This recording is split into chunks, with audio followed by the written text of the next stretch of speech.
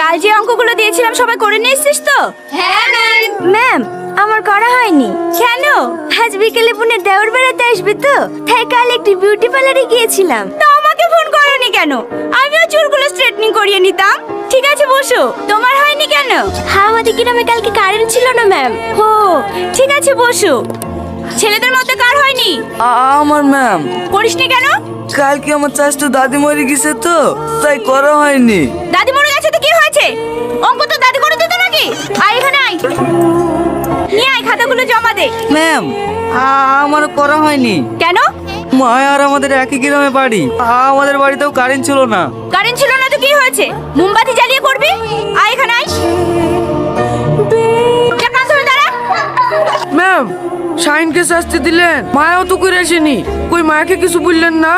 আমার মুখের উপর কথা, কাকে কি বলবো সেটা আমার ব্যাপার। যা তুই ওদের সাথে কান ধরে দাঁড়া। এটা কিন্তু অন্য হচ্ছে ম্যাম। আবার? ঠিক আছে ম্যাম, ঠিক আছে। কি ব্যাপার আপনি? ঘড়িটা একবার দেখেন। সরি। কি হলো? এখন কান ধরে আছিস যে? যাবো না বেঞ্চে গিয়ে বস।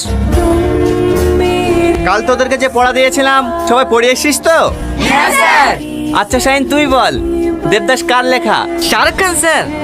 আরে না না, শাহরুখ খান তো অভিনয় করেছে। উপন্যাস লিখেছেন শরৎচন্দ্র চট্টোপাধ্যায়। আসলে স্যার কাল সিনেমা দেখতে গেছিলাম তো, তাই পড়া হয়নি। কাল তাহলে পদ্মার সামনে সিটি মারছিলি তোরা না? হ্যাঁ স্যার, আপনি গেছিলেন তো যাবো না, নতুন সিনেমা বেরিয়েছে, না দেখতে গেলে হয়? বস। এই সালমা তুই বল, ভরসা দিন কিবার হয়েছিল? কি বেরি? স্যার শাল বলবো? শাল না, কিবার বল। পারবো না স্যার। এখানে আয়। ভরসা দিন কিবার হয়েছিল? মেয়েদের মধ্যে কে পারবি বল। কেউ পারবি নি? সব কটা কথা। সবাই কান ধরে দাঁড়া। ছেলেদেরকে জিজ্ঞেস করেন না, দেখেন ওরাও পারবে না। না পারবে না? তোদের মতন গাধা নাকি? এই ভরসা দিন শুক্রবার হয়েছিল না? হ্যাঁ স্যার, শুক্রবারে হয়েছিল। দেখ দেখ, এদেরকে দেখি কিছু শেখ।